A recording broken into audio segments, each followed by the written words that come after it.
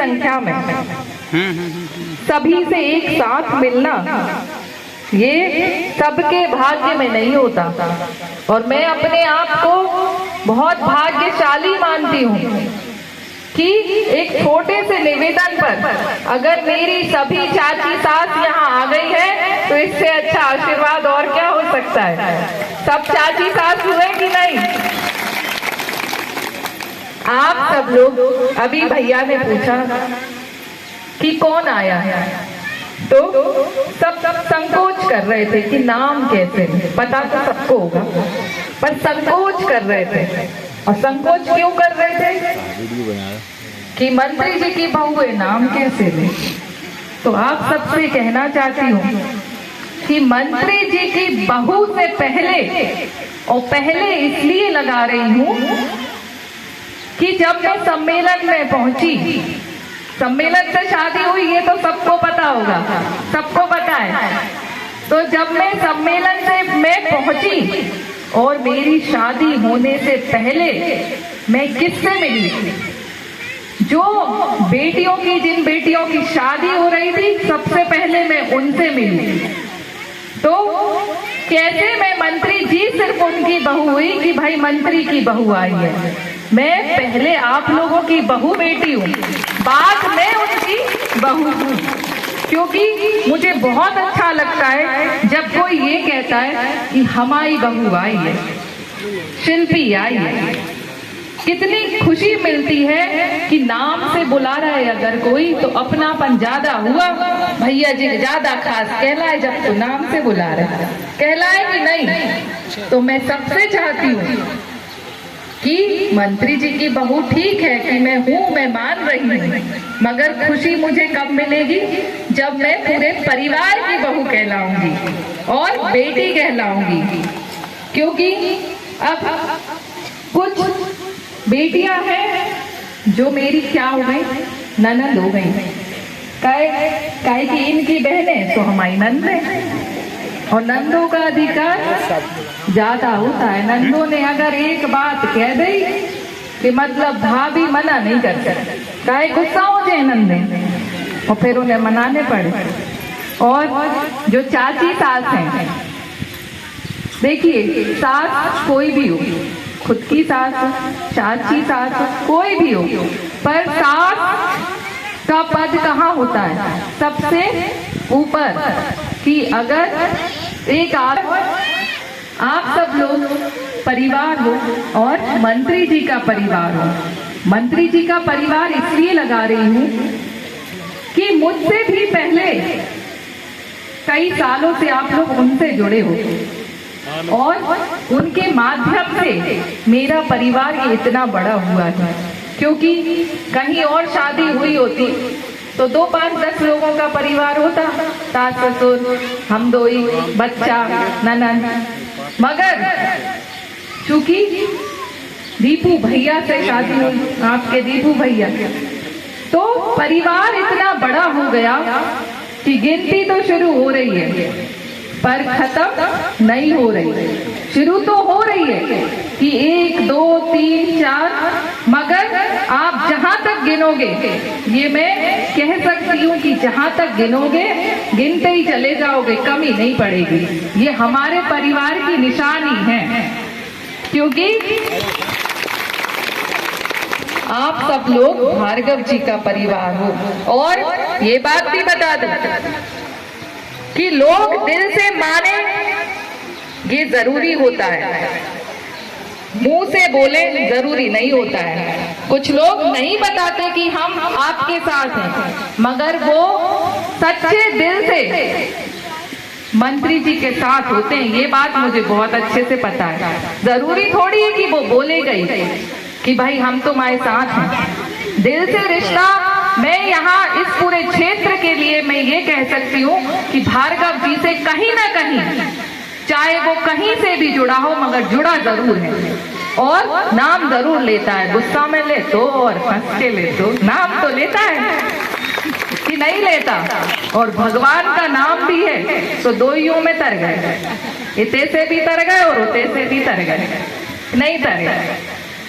और इतनी सारी बेटियां बैठी हैं कईयों की शादी सम्मेलन से हुई होगी और हमें गर्व होता है कि हमारी शादी सम्मेलन से हुई, और हमारी तो मैं लगाऊंगी क्योंकि मेरी भी हुई है। तो कितना अच्छा है कि आशीर्वाद देने के लिए 200, 500, 1000 लोग नहीं है, अनगिनत लोग जिनका आशीर्वाद, और आशीर्वाद ही है सब कुछ जो हर व्यक्ति की जिंदगी में जरूरी होता है। ऐसा कोई व्यक्ति नहीं होगा यहाँ पर जो ये कहे कि हमें नहीं चाहिए आशीर्वाद।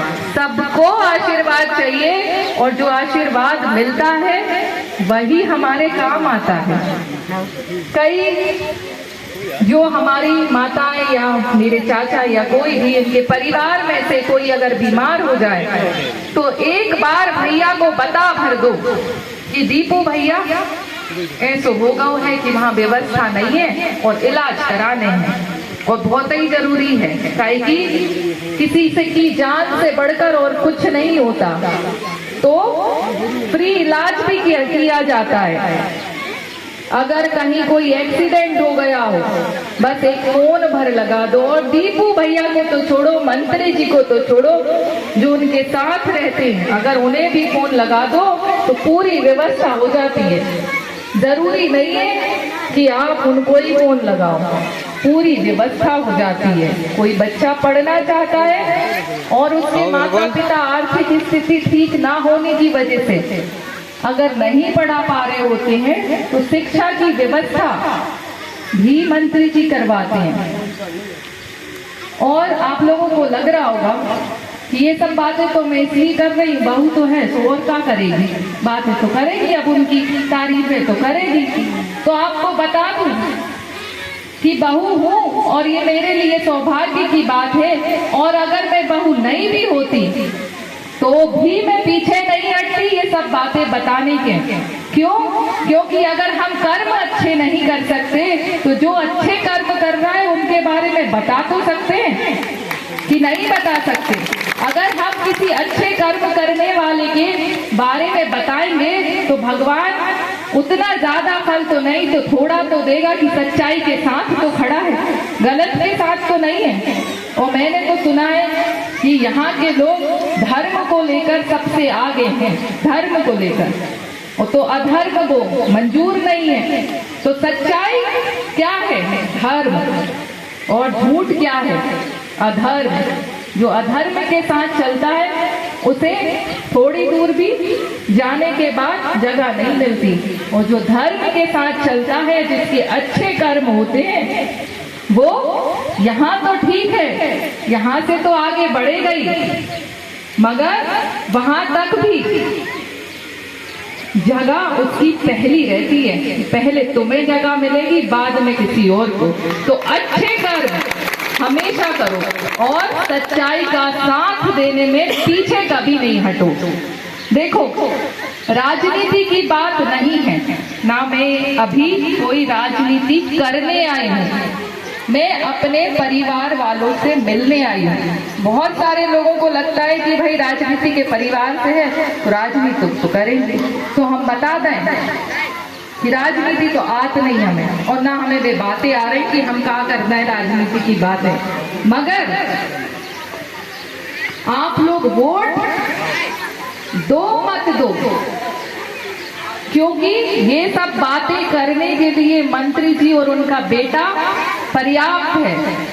नहीं चाहिए उन्हें कोई भी कि आके उनके बारे में गुणगान करे।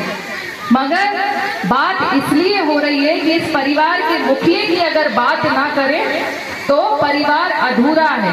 हर परिवार को एक मुखिया की जरूरत होती है, और हर परिवार में होता है, और उसके लिए आदर सम्मान हम सबके अंदर होता है। नहीं होता क्या? तो क्यों ना करें हम उनकी बात? क्या गलत कर रहे हैं? क्यों ना करें हम उनकी बात? बताइए। अगर कोरोना के समय में कुछ, और वैसे तो ये स्थिति आनी नहीं चाहिए अब कभी, मगर मैंने देखा है, मैंने स्वयं में देखा है कि जिन माता पिता को कोरोना हो गया तो उनके बच्चों ने बाहर बिठा दिया था कि इनको उठा के कोई ले जाए, हम तो नहीं रखेंगे। हुआ था कि नहीं? बहुत सारे माता पिताओं को बाहर बिठा दिया था, और तब सहारा किसने दिया था? मंत्री जी ने।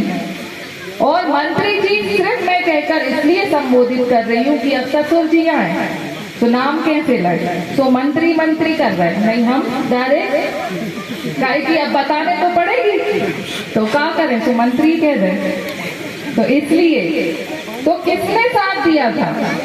भार्गव जी ने। बिना अपने परिवार की चिंता करे कि उनके परिवार में भी बाल बच्चे थे। डर सबको लगता है कि नहीं, भगवान का बुलावा कब आ जाए किसी ने देखा, पर बिना डरे उनके बेटे और उन्होंने पूरा साथ दिया, बोल दिया था उन्होंने हमारे घर पे जिसको रहना है रहे, नहीं रहना है दूसरे घर चले जाए, मगर हमें रोकना नहीं कि तुम्हें नहीं जाने।